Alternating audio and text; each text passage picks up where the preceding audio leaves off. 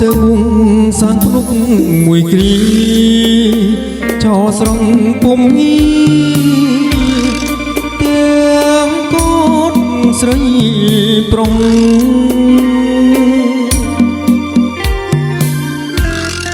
សាភ្នូពេលខ្លីពីងស្អីគុំស្នេហ៍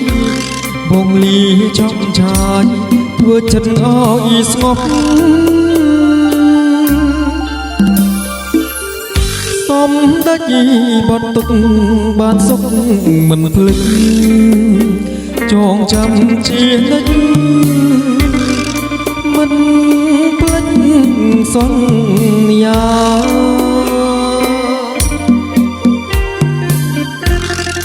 ថាពូតបខាបាយមកតបថ្ងៃសុំស្រងចរណៃអូនគប់បារម្ភ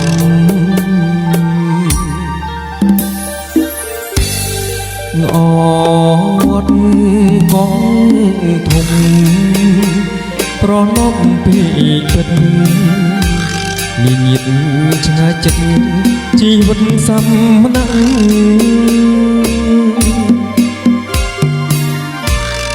ព្រះគ្រូឧបជាធានាបំពុងចូលមករួមរងក្នុងព្រះរតនៈបានបួរួចហើយទូស្មាជីព្រះទ័យរៀនសូត្រព្រះត្រៃក្នុងមាត់កងធំ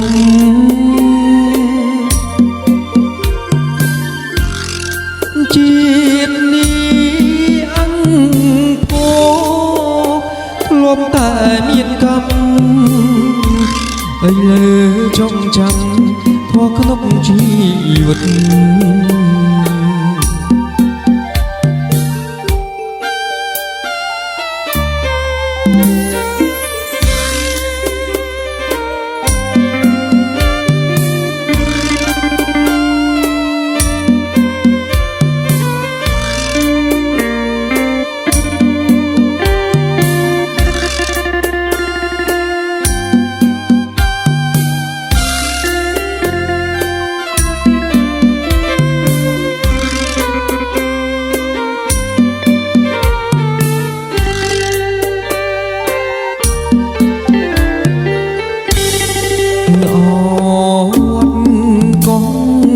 ធំ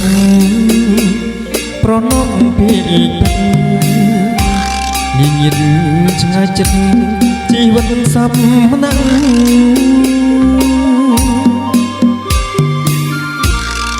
ព្រះគ្រូឧបជាធានាបំពុងចូលមករួមរំក្នុងព្រះរតនៈបានបួរួចហើយទូស្មាជីព្រះទ័យ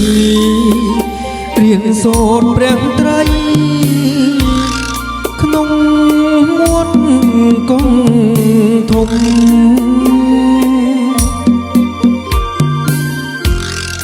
ជាតិនេះអង្គភោធ្លាប់តែមានកម្មឥឡូវចងចាំធម៌ក្នុងជីវិត